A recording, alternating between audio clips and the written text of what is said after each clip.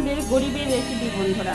এই যে এখানে ছোট ছোট আলু ছিল, সেই আলুগুলো আমি কিনতে পারি নাই, তো ছোট ছোট আলুগুলো কুচিয়ে কেটে নিলাম কুচি কুচি করে, ঝুরঝুরি করে, মানে আলু ভাজা। তার সঙ্গে হয়েছে এই যে উচ্ছে দিয়ে ডাল, তার সঙ্গে হয়েছে এই যে পুঁই শাক, আলু ভাজা করব, আর এই যে লেবু।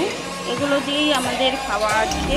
কারণ দাদা এতটাই অসুস্থ, কারণ সকাল থেকে বলছিল বাজার যাবে বাজার যাবে, আর বাজার যেতে পারলো না কিছু আনার জন্য। এখন কী করবো, আর ছেলের জন্য একটু দুধের মাছ আছে, এই ছেলে খাবে আর আমরা এগুলোই খাবো।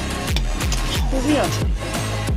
এখানে এখন তেল গরম হয়ে গেছে, দেখো কালো জিরে দিয়ে দিলাম, কাঁচা লঙ্কা, আলুগুলো দিয়ে এই দেখো আলু ভাজা ফোড়নে দিয়ে দিয়েছি। আলুটা একদম সুন্দর করে ভেজে নেবো ঝাল ঝাল করে। আর এই যে লেবু